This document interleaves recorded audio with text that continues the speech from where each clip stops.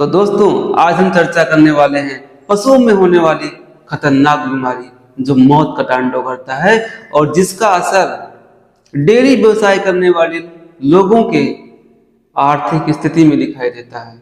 उनका व्यवसाय टूट जाता है, उनका व्यवसाय ठप हो जाता है, परेशान हो जाते हैं। दवाइयों का एक्स्ट्रा खर्चा जो उन्होंने व्यापार में जोड़ा था बहुत थोड़ा, वो खर्चा। पशु बीमार हुआ, उत्पादन कम हो गया, उत्पादन कम हुआ, दवाइयों पे खर्चा।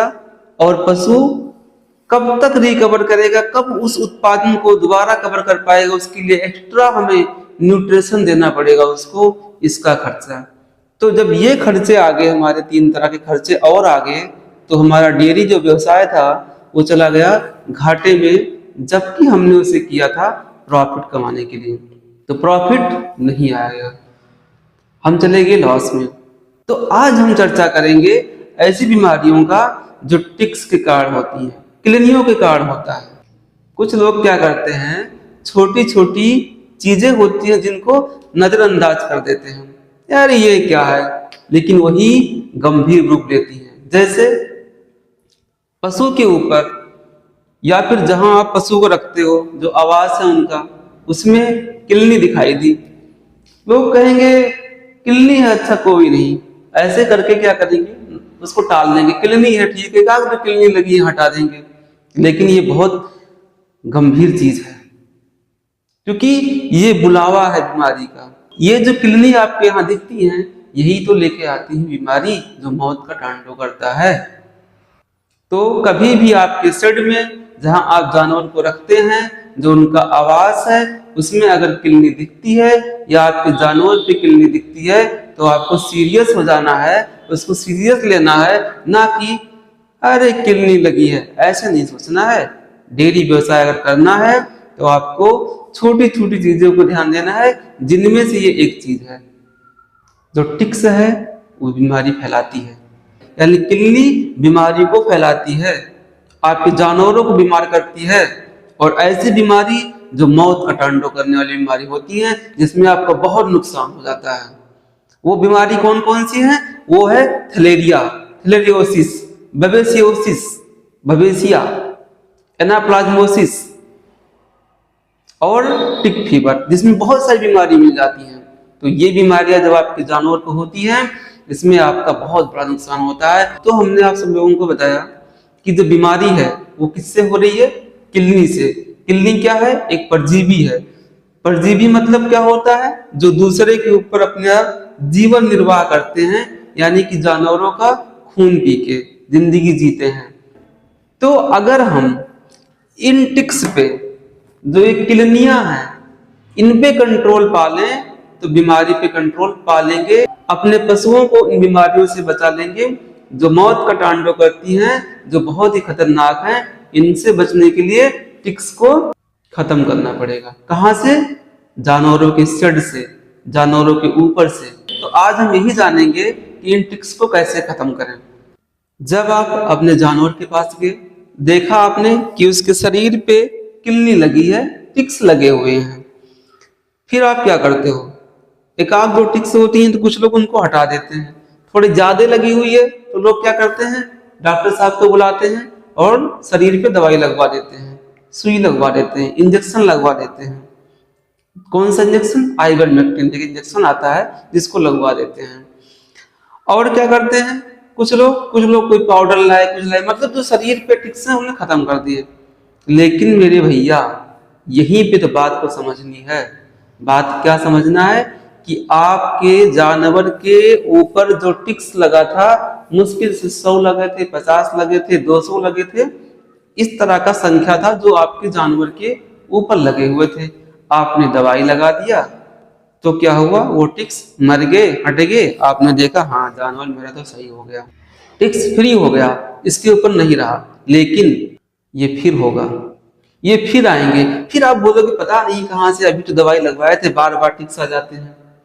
वो इसलिए आते हैं क्योंकि आपने शरीर से हटा दिया, लेकिन जहां आप जानवर को रखते हो वहां से आप नहीं हटाए हो, वो दोबारा शरीर पे चढ़ जाए। एक किलनी जो अंडे देती है उसकी जो क्षमता होती है अंडे देने की वो होता है 2000 से 3000। एक किडनी 2000 से 3000 अंडे दे सकती है। तो यानी कि एक किडनी अगर बच गई किसी दीवार के कोने पे आपके सेड में है तो वो किडनी क्या करेगी, कम से कम 2500 किडनी पैदा करेगी।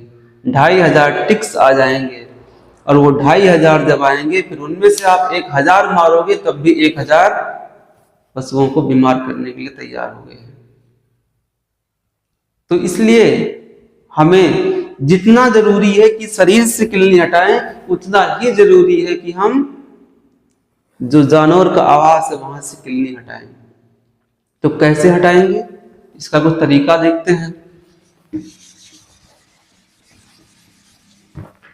इन टिक्स को हटाने के लिए जो जानवर के लिए आवाज बनाओ, सबसे पहले काम करो प्लास्टर करा दो वहां पे सीमेंट से पूरा। क्योंकि जो दीवार होता है, ये दीवार जो है इसके बीच जो गैप होता है, क्रैक्स होता है, होल होते हैं छोटे छोटे, उनमें किडनियां जाके चिपक जाती है, अंडे दे देती है। वहीं पे रस्सी बंधी होती है, रस्सी के बीच में जाके किडनियां अंडे देती हैं। कोई भी सामान रखा हुआ है उसमें जाके, जो गंदगी गोबर पड़ा हुआ है, जो चारा पड़ा हुआ है उसमें जाके देते हैं।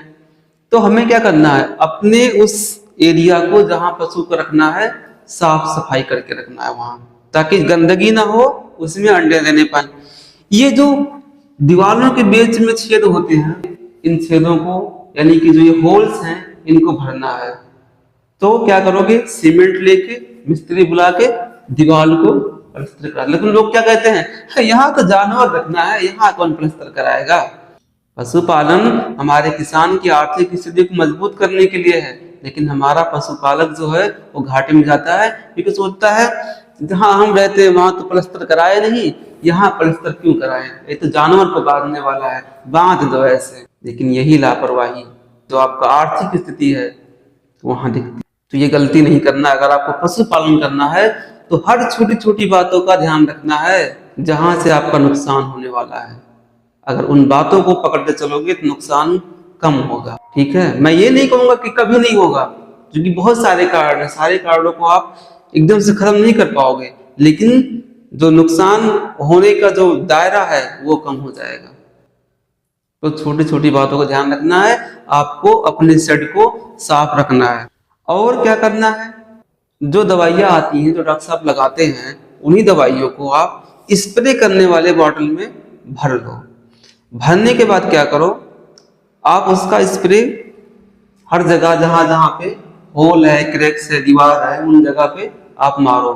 चाहे वो आइवरमेक्टिन हो, डेलमेथ्रिन हो, साइपरमेथ्रिन हो, कोई भी दवाई हो जो टिक्स को मारने वाली आती हैं, इसका उपयोग करो। तो इससे क्या होगा, मरेंगे। लेकिन उपयोग करने से पहले कुछ बातों का ध्यान दें। अप्लाई करने से पहले क्या करना है, साफ करना है। एरिया को साफ करोगे, नहीं साफ नहीं करोगे तो जो टिक्स है वो छुपा बैठा रहेगा, उसके अंडे छुपे रहेंगे, उस पर दवाई पड़ेगा ही नहीं जब आप स्प्रे करोगे। पहले साफ करना है। मोटर तो हर घर में लगा होगा आजकल, पाइप जोड़ो वहां से मोटर से, उसके बाद पानी से प्रेशर मारो तेजी से। जब प्रेशर मारोगे तेजी से तो जो इनके अंडे होते हैं और ये टिक्स होती है ये भी बहाव में चले जाते हैं और वो नाली माध्यम से या फिर कहीं इकट्ठा होगा पानी, वो भर के ले जाकर दूर फेंकाओगे। उसके बाद जब सूख जाए, सूखने के बाद फिर ये दवाई जो बताए थे बोतल में भर के उन दवाइयों का छिड़काव कर दो। उसके बाद और क्या करना चाहिए, जो चूना आता है सफेद चूना, उसका छिड़काव करो या थोड़ा सा पानी में घोल के हर जगह एक बार वॉश कर देना चाहिए ऐसे ही। उससे भी अंडे और टिक्स हट जाते हैं। ये जो छिड़काव होता है ये 15-20 दिन पर, हफ्ते में 4 दिन में करते रहना चाहिए, है ना। कोई बहुत ज्यादा खर्चा नहीं आता है, लेकिन आप सोचो कि ये थोड़ा थोड़ा खर्चा करते रहोगे तो आपका क्या होगा, जो बड़ा खर्चा होने वाला है उससे आप बच जाओगे। आपका जानवर बीमार होगा, प्रोडक्शन खत्म हो जाएगा, यानी जो उत्पादन है वो कम हो जाएगा, दूध नहीं बेच पाओगे, डॉक्टर साहब को अलग से दवाई का पैसा दोगे और दवाई खरीद के लाओगे, तो इन खर्चों से बचना है। तो ये खर्चे छोटे मोटे खर्चे करने हैं आपको। इतनी बात अगर आप समझ गए, तो अब मैं बताना चाहता हूँ कि जो किडनी है ये बीमारी कैसे करती है, थोड़ी सी जानकारी दूंगा आपको, समझिएगा। ये टिक्स क्या करता है, मान लीजिए कोई, काफी दिन हुआ प्रैक्टिस नहीं रही, अब खत्म हो गई है तो थोड़ा बन नहीं पा रहा मुझसे, लेकिन समझिएगा बात को आपको। ये जानवर है आपका, टिक्स आया, इसका खून पिया। ये जानवर मान लो थैलिया से पॉजिटिव था। जो प्रोटोजोआ इसके खून में था वो कहाँ चला गया, उस टिक्स यानी किडनी के पेट में चला गया। खून पिया, पेट में गया। सीधी सी कहानी बताऊं, किडनी आई जानवर को काटी खून पीने के लिए। इसने खून पिया और ये जानवर थैलेरिया पॉजिटिव था, इसमें थैलेरिया बीमारी हुआ था। अब ये प्रोटोजोआ क्या हुआ, उस किडनी के पेट में चला गया। पेट में गया और उसके बाद उसके पेट में अपना जिंदगी जीने लगा। इनका भी स्टेज होता है कई सारा, पहले छोटे होते, फिर बड़े होते, फिर उससे बड़े, फिर उससे बड़े, फिर खतरनाक हो जाते हैं। ये बच्चे वाले स्टेज में था, फिर उस स्टेज में आएगा यानी कि जवान हो गया। उसके बाद क्या करेगा, ये सेक्सुअल रिप्रोडक्शन करके फिर क्या करेगा, अपनी संख्या बढ़ाएगा। संख्या बढ़ाने के बाद क्या होता है, ये पेट से आंत के द्वारा एब्जॉर्ब होने पे ब्लड के सर्कुलेशन में चला जाएगा।